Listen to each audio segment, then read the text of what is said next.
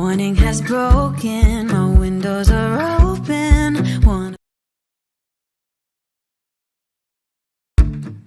Morning has broken, my windows are open. Wanna feel the wind blow through my hair. Which way do I follow? What happens tomorrow? I turn to you and hope you can guide the way. Sometimes I give up, just wanna be on my own.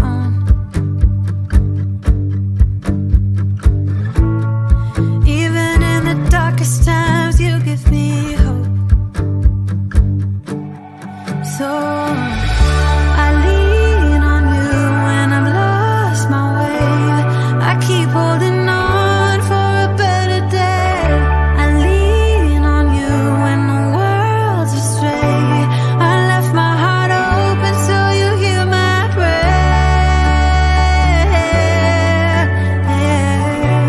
I left my heart open so you hear my prayer.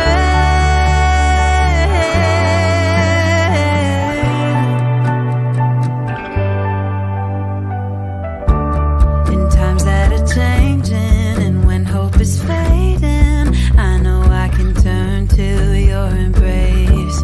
'Cause there's so much beauty under your heaven, and I'm grateful every day. Sometimes I give up, just wanna be on my own. Even in the darkest times, you give me hope. So I lean on you when I've lost my way. I keep holding on for a better day. I lean on you when the world's astray. I left my heart open so you hear my prayer. I left my heart open so you hear my prayer.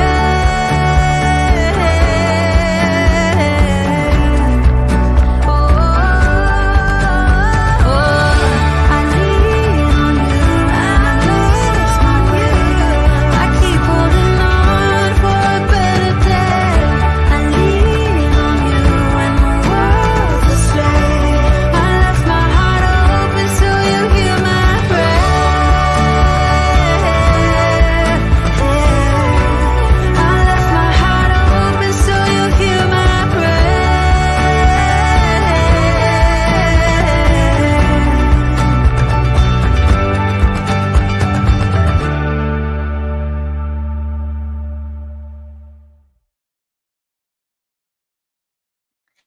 Hello, everyone. How are you all doing? Hello, Allie, A Malicious Intent, Dragon Classy, Lurker. I hope you all are having a good day. There has been quite a change in, the information that I have about my uncle's case in the last little bit. Yesterday, I got to finally, after years of trying to get a FOIA request on my uncle's case, I was able to get my hands on those files. Now, strangely enough, it wasn't just me trying to get these files.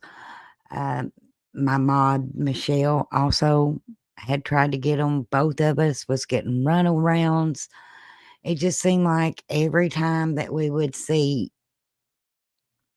just the least bit of light coming through a window, it's bam, door would be shut in her face. But that ended yesterday. I actually got to go in and look at the files, the transcripts. Some of that I will be going over on my channel. I do want to talk to my uncle's daughter.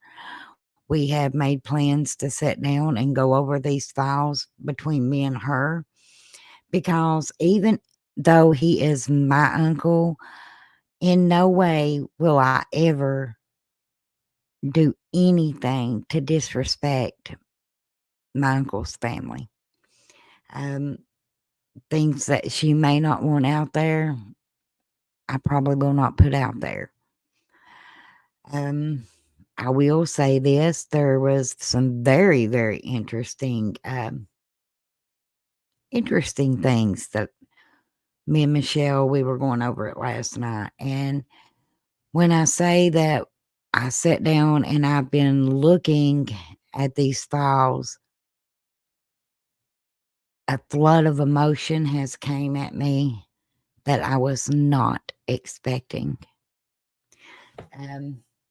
You all, this right here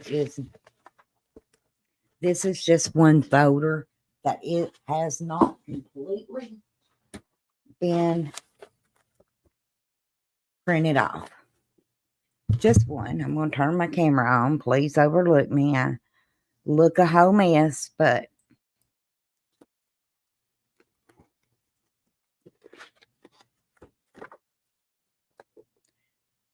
that's one folder. Just one of them. And I would say there's a good 3 times more than that. Now, one thing that I have noticed without giving too much detail is while looking at these files, there's particular things that I would think would be in it, and I could be wrong. I'm no expert. I've never claimed to be an expert. I'm just a country chick that likes to look into true crime, and this particular case is family to me. So, but it would talk about exhibits, but exhibits wasn't listed in these files. Several places in the testimony, and because I've got the transcripts and I've got the other files too. Transcripts from 2 files or 2 trials, you all. And the motions to like dismiss. I got all of that. So hopefully we'll be able to file a FOIA with the district attorney's office and perhaps get what isn't so clear in these files, what's been, I want to say, shoved under the table. Give me just a second.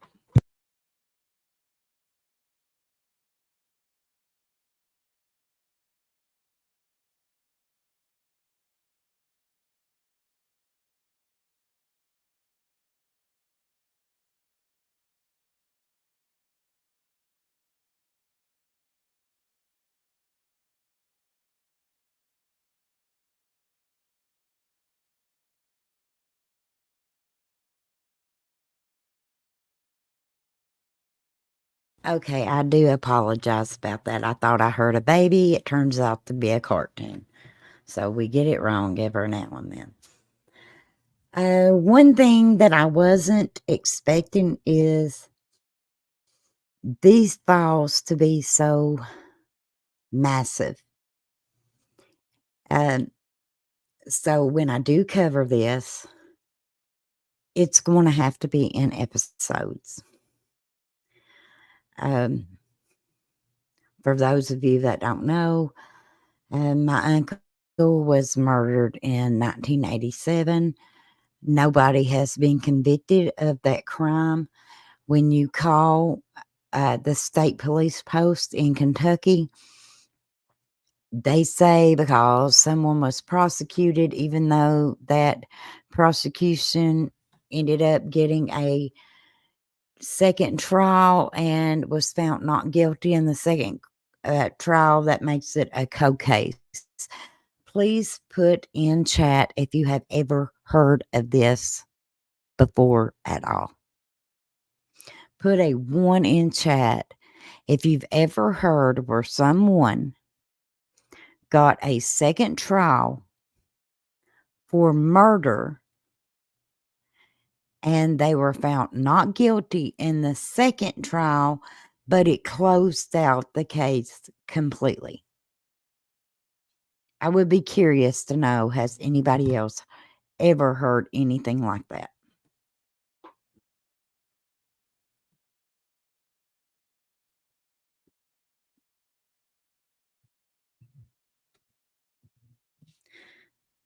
malicious intent. I've not heard anything like that before.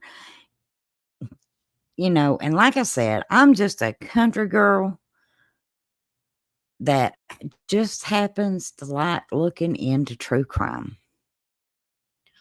I don't have a degree in investigative work or anything like that. So my thinking is this: if you get off and are found not guilty, then is there not still a obligation to find out who did this? Why would a case be closed? Not cold, but closed.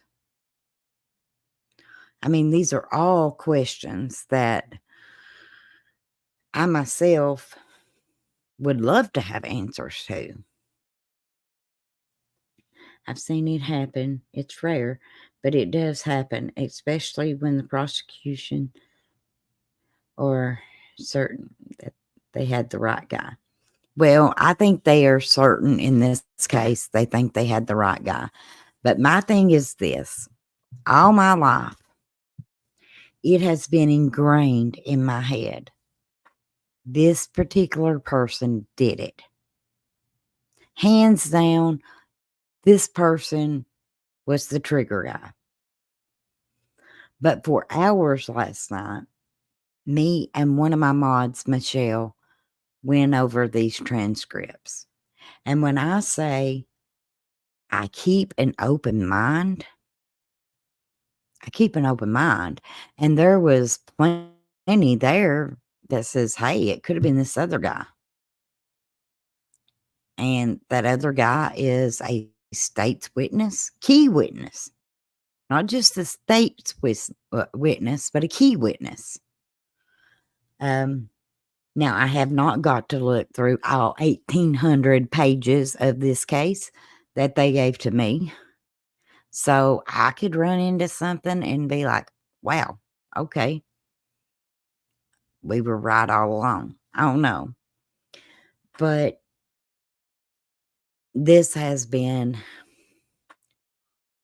when I got the files, I expected to just be able to read through it like I have some that, have been on the internet. This hits a little closer to home. So to say that it is an emotional journey, it is. And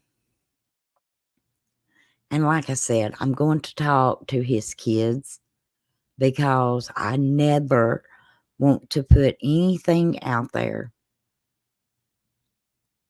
that is going to disturb a family.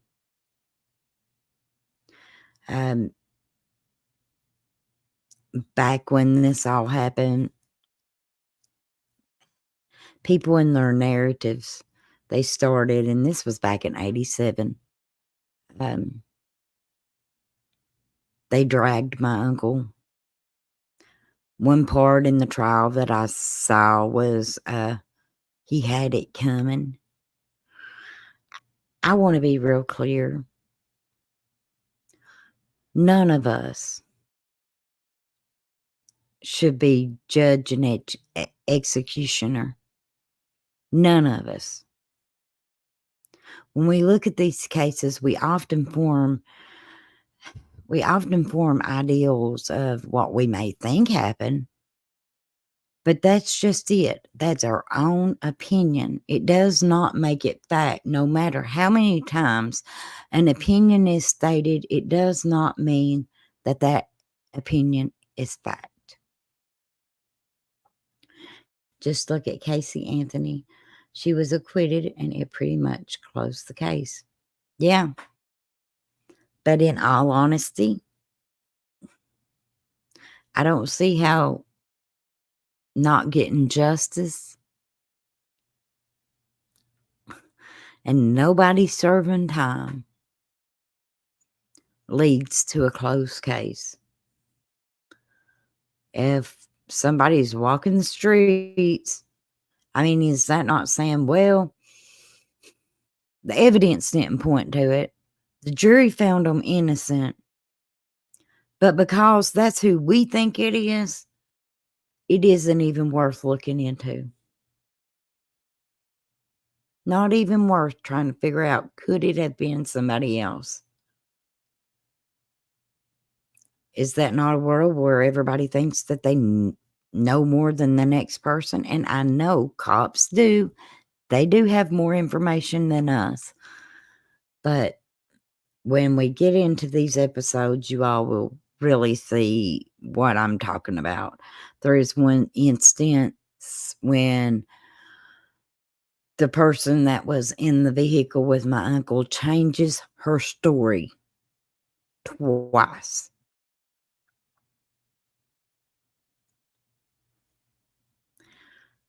She starts out that she was on the cemetery. She hears a bang sitting in the car right beside my uncle. She gets out of the vehicle, runs towards the road, flags down the first person, has them to take her to her son's house, where she takes a shower, and a couple hours later calls the law. The next story is there were several people on that cemetery. So, like I said, there's a lot of discrepancies in this, and even on stand, they're calling some of these people out. Last night, after me and Michelle looked at just a couple pages of the transcript, I told her, all my life I've thought one way. This had to be what happened. And now I'm not so sure. Am I convinced of innocence? No. But it has made me rethink everything that I knew.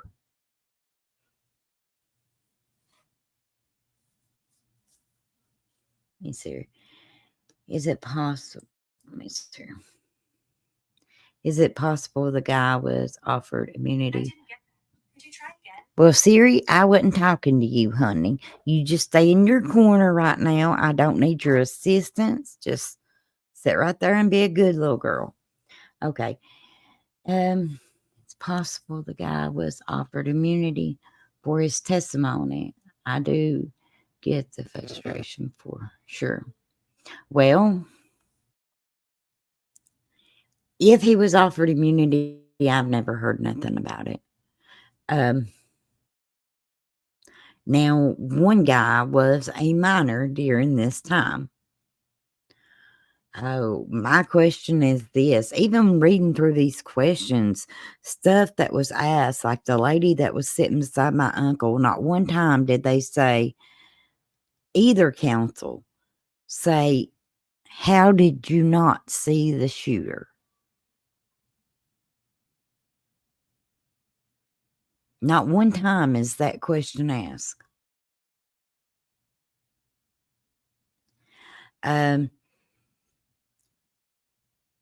Did you see so and so with a gun? That was asked, but from another thing that was left out was a lot of things that they showed in court. Right off Jump Street, there was evidence that was able to be withheld from the jury trial. Stuff that I think would have been very important without giving too much away. But we are going to be working on this, and with the permission of his daughter, I will show transcripts. I didn't realize Crystal was Kentucky, me too. And this all sounds familiar. Think I have heard about it. So sorry, it's your uncle. Yes, my uncle was Otis Ball Abner. Ball was the nickname. And September the 10th of 1987, he was murdered on Nan Riley Graveyard. From what I'm gathering, they wasn't up there but 5 minutes before this incident happened. And according to what I have saw, with 3 people on a cemetery. Nobody saw nothing. Hey, Dutchie. I'm not going to be on here too long, but I've got a lot of upcoming lives that I've really, really been digging into. Duchess, Arctic, Michelle, Allie, they all know. I fall down in a hole. Fall down in a rabbit hole. I might come out a couple days later. So I've got a bad habit of doing that. But right now, the 2 stories that I'm really going to be focusing on is the Redhead murders, aka the Bible Belt Strangler, and my uncles. Like I said, this right here is only half of one file that I have got printed off so far. So it will definitely have to be done in segments.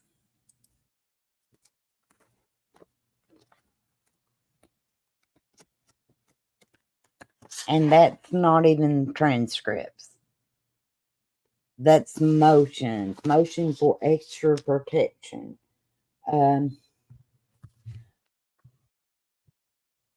Yeah. But that's one of 3. And that one is not finished printing. Over 1,800 pages is what I counted. Let's see, what have I missed? Okay, that was the. You live around here, Stephanie? Yeah, it was a last minute thing, Duchess. I wanted to come on and kind of let people know what I'm working on, what to expect going forward. Me and my husband has thought about doing just a singing, relax and chill live here after a while. So I'll see where he stands with that when he gets home.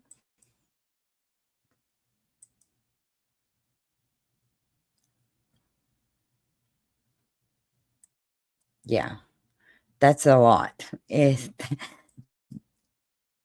I did not expect that much, but with the things that aren't in this folder, it really makes me question. I'm going to submit a couple more FOIAs. I want to understand why they closed the case when nobody has been prosecuted. Nobody's did time for murdering my uncle. And I think 37 years is long enough. Our family deserve answers. Now, I want to say right up front, my uncle was no saint.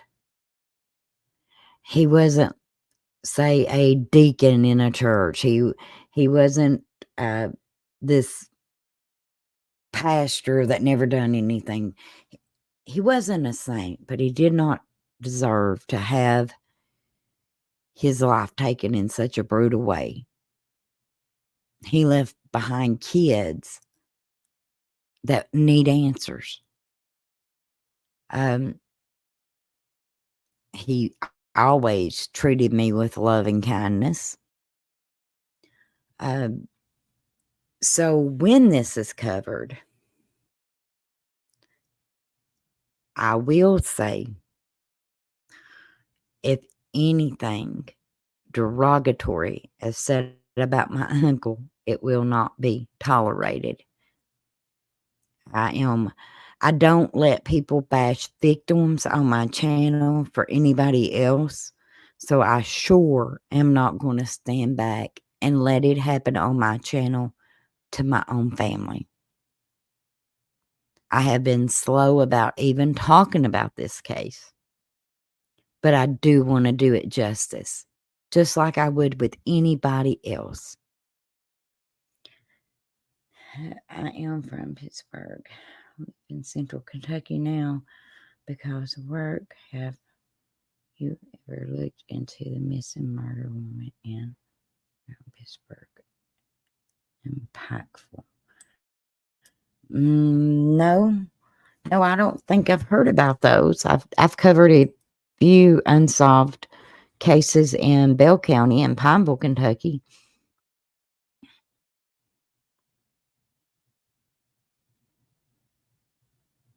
Shouldn't matter, and he deserves justice. So does your family. Thank you, Stephanie. Thanks so much. Yeah, I mean, before I ever open up a file or we go through transcripts, y'all, I'm going to tell you, some of these transcripts that I've read through is hard for me to watch. It's hard for me to read. So it's not going to be easy. It's not.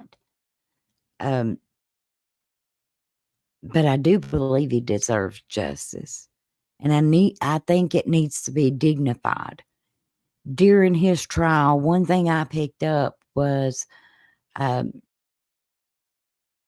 defense attorney went to every length possible to make it sound like my uncle asked for it.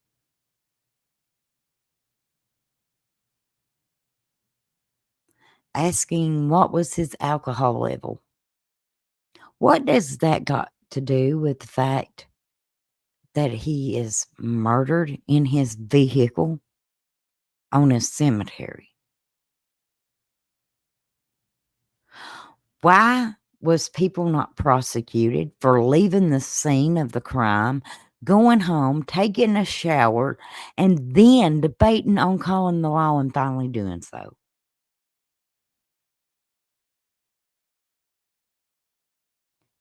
I have no answers for this.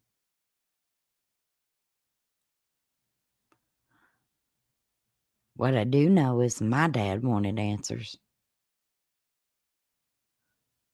And I think our family deserves it.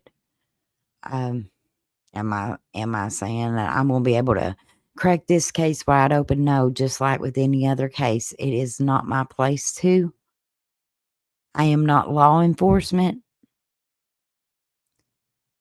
But you can guarantee that I will not be silent. I will not shut up until they get him back on the cold case list. Because to disregard him as if he's not important is not something I'll stand for.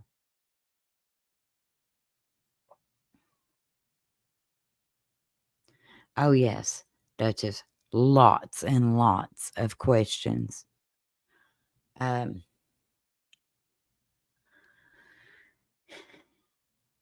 knew it was a hopeful mess before I got these papers, and now I know what big of a mess it is. Now, I need to also state that the first time I filed a FOIA was in 2019. I got the runaround about getting those FOIAs.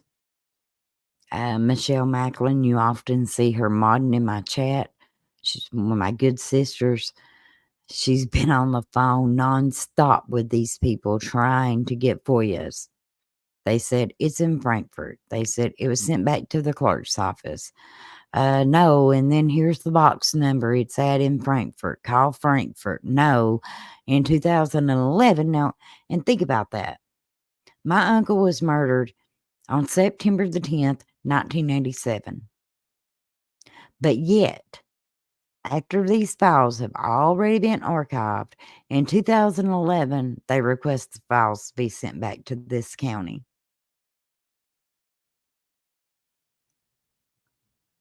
So then, after saying, well, this looks like it's turning out to be a bigger case than I intended, it sounds like a little bit of corruption going on. We'll try to keep your name out of it. then within 8 minutes, they have the files. They're on their desk.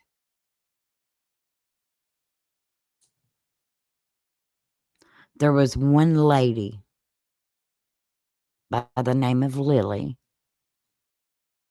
that actually cared enough to look. But since 2019, I've been trying to get these files and only got them yesterday.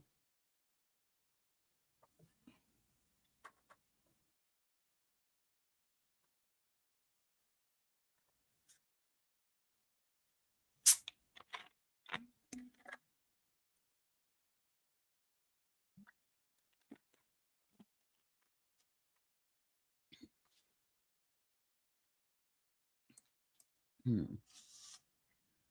Oh, girl, it's a rabbit hole that involved.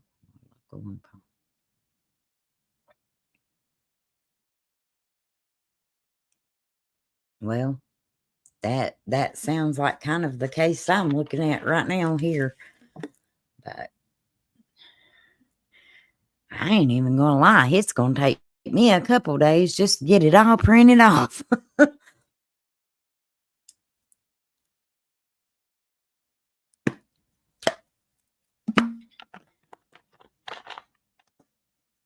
Now, of course, they did say they could print it, but it'd be 25 cents a page. Like I said, this is over 1,800 pages.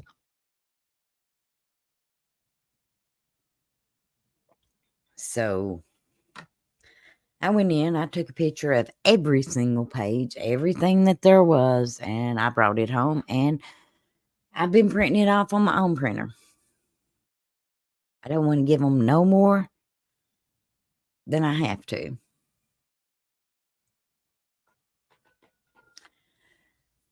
Well, it seems like my girl is saying, Mom, it's time to end that life. And family will always come first.